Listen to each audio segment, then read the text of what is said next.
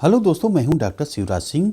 स्वागत है आपका मेरे चैनल हिस्ट्री सिंह में। दोस्तों, आशा है आप लोग अच्छे से होंगे, बढ़िया अपनी पढ़ाई कर रहे होंगे।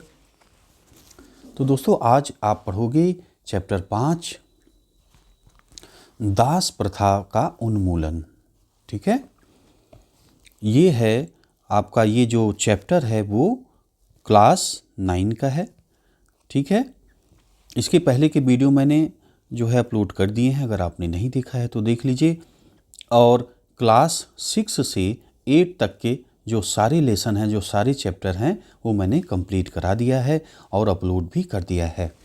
तो अगर आपने देखा नहीं दोस्तों तो देख लीजिए, क्योंकि एनसीईआरटी की जो बुक है जो मैं आपको बता रहा हूँ वो बिल्कुल स्टार्टिंग से बता रहा हूँ। हर चीज़ें आपकी जो भी समस्याएं हैं इतिहास की, लगभग जो है वो आप ख़त्म हो जाएंगी। अच्छे से इतिहास आप जो है समझने लगेंगे कि कौन सी चीज़ें कैसे घटित हुई, क्या हुआ, बहुत अच्छे से आपका कंप्लीट हो जाएगा।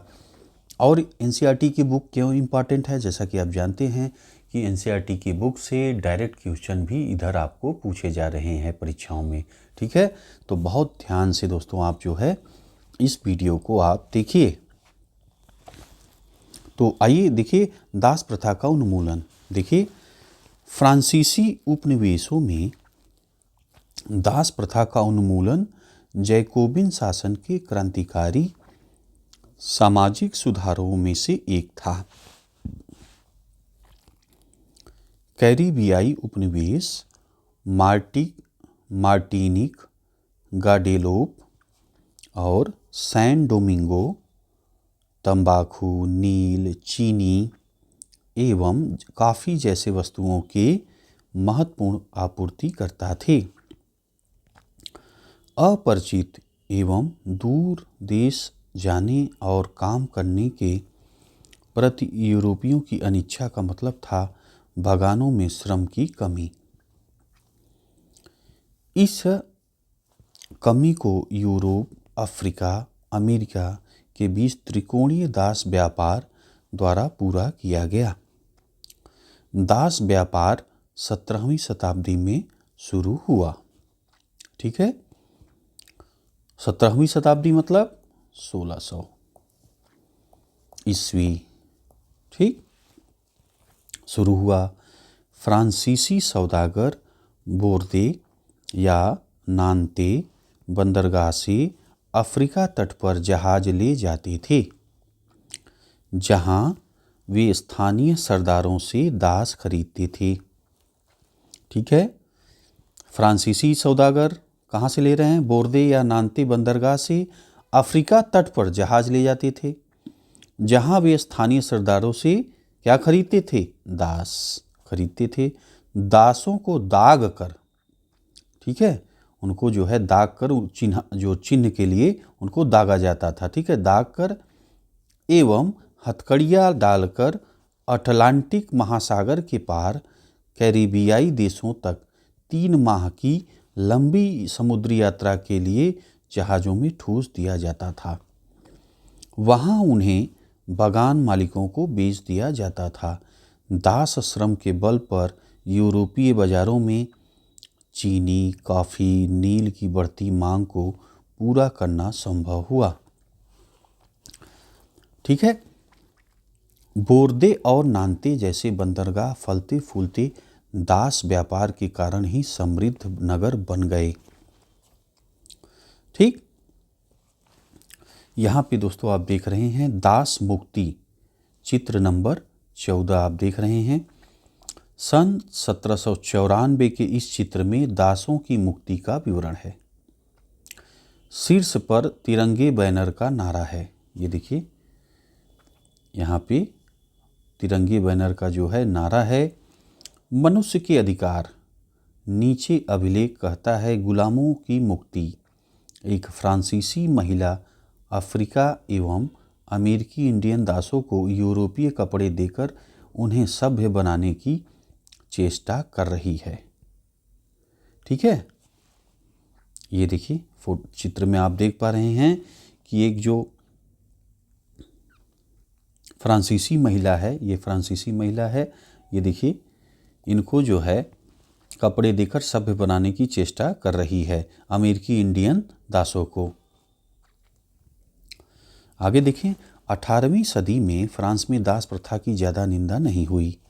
ठीक है, 17वीं शताब्दी में जो है दास प्रथा की ज़्यादा निंदा नहीं हुई। ठीक, नेशनल असेंबली में लंबी बहस हुई कि व्यक्ति के मूलभूत अधिकार उपनिवेशों में रहने वाली प्रजा सहित समस्त फ्रांसीसी प्रजा को प्रदान किया जाए या नहीं, परंतु दास व्यापार पर निर्भर व्यापारियों के विरोध के भय से नेशनल असेंबली में कोई कानून पारित नहीं किया गया। लेकिन अंततः सन 1794 ईस्वी में कन्वेंशन ने फ्रांसीसी उपनिवेशों में सभी दासों की मुक्ति का कानून पारित कर दिया, पर यह कानून एक छोटी सी अवधि तक ही लागू रहा।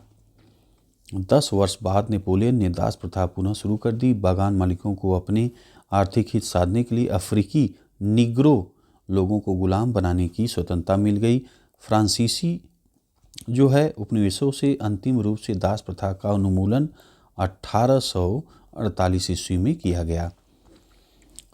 निग्रो आपने यहाँ पे पढ़ा, निग्रो का अर्थ क्या है इसे समझिए। अफ्रीका में सहारा रेगिस्तान के दक्षिण में रहने वाले स्थानीय लोग। ठीक, यह अपमानजनक शब्द है जिसका अब प्रायः इस्तेमाल नहीं किया जाता। ठीक,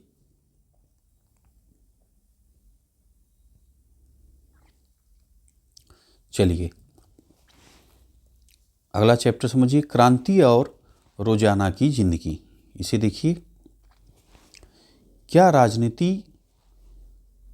राजनीति लोगों का पहनावा, उनकी बोलचाल अथवा उनके द्वारा पढ़ी जाने वाली पुस्तकों को बदल सकती है? सन 1789 के से बाद के वर्षों में फ्रांस के पुरुषों, महिलाओं एवं बच्चों के जीवन में अनेक ऐसे परिवर्तन आए। क्रांतिकारी सरकारों ने कानून बनाकर स्वतंत्रता, समानता के आदर्शों को रोजाना की जिंदगी में उतारने का प्रयास किया। बास्तिल के विध्वंस के बाद सन 1789 ईस्वी की गर्मी में जो सबसे महत्वपूर्ण कानून अस्तित्व में आया वह था सेंसरशिप की समाप्ति। प्राचीन राजतंत्र के अंतर्गत तमाम लिखित सामग्री, सांस्कृतिक गतिविधियाँ, किताब, अखबार, नाटक को राजा के सेंसर अधिकारियों द्वारा पास किए जाने के बाद ही प्रकाशित या मंचित किया जा सकता था। परंतु अब अधिकारों के घोषणा पत्र ने भाषण एवं अभिव्यक्ति की स्वतंत्रता को नैसर्गिक अधिकार घोषित कर दिया। परिणाम स्वरूप फ्रांस के शहरों में अखबारों, पर्चों, पुस्तकों एवं छपी हुई तस्वीरों की बाढ़ आ गई। ठीक है, जहां से वह तेजी से गांव देहात तक पहुंच गए। उनमें फ्रांस में घट रही घटनाओं एवं परिवर्तनों का ब्यौरा और उन पर टिप्पणी होती थी। प्रेस की स्वतंत्रता का मतलब यह था कि किसी भी घटना पर परस्पर विरोधी विचार भी व्यक्त किए जा सकते थे। प्रिंट माध्यम का उपयोग करके एक पक्ष ने दूसरे पक्ष को अपने दृष्टिकोण से सहमत कराने की कोशिश की। नाटक, संगीत, उत्सवी जुलूसों में असंख्य लोग जाने लगे।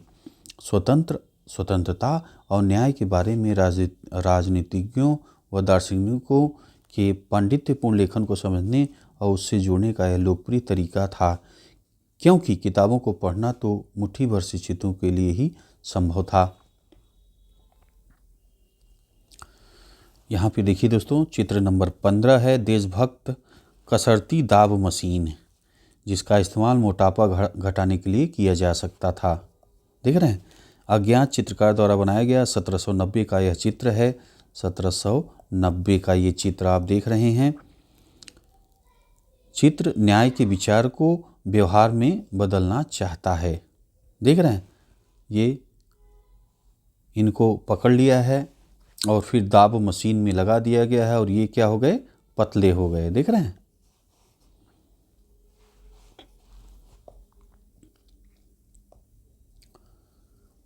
यहाँ पे देखिए चित्र नंबर 16 आप देख पा रहे हैं। मरा जनता को संबोधित करते हुए लुई लियोपोल्ड बाइली रचित ये चित्र है। इस अध्याय में मरा के बारे में आपको क्या याद है, इसके इर्द गिर्द मौजूद दृश्य का वर्णन कीजिए। और फिलहाल कोई खास नहीं, ये चित्र आप देख लीजिए। चलिए अब आइए पूरा सारांश आप देख लीजिए जो है देखिए 1804 में नेपोलियन बोनापार्ट ने खुद को फ्रांस का सम्राट घोषित कर दिया। उसने पड़ोस के यूरोपीय देशों की विजय यात्रा शुरू की। पूरा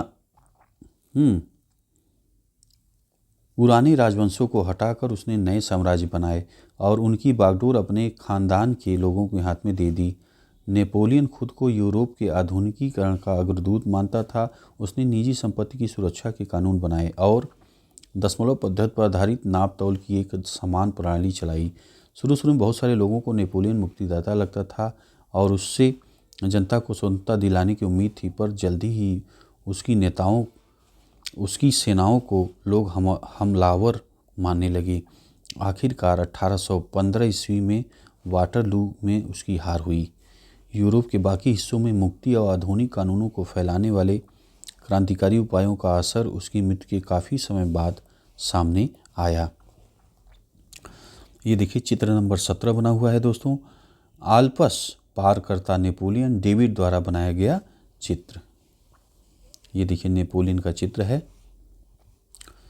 आगे देखें, स्वतंत्रता और जनवादी अधिकारों के विचार फ्रांसीसी क्रांति की सबसे महत्वपूर्ण विरासत थे। ये विचार 19वीं सदी में फ्रांस से निकलकर बाकी यूरोप में फैले। इनके कारण वहाँ सामंती व्यवस्था का नाश हुआ।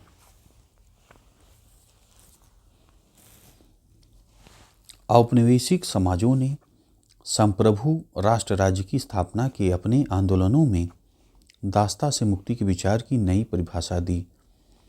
टीपू सुल्तान और राजा राम मोहन राय क्रांतिकारी फ्रांस में उपजे विचारों से प्रेरणा लेने वाले दो ठोस उदाहरण थे।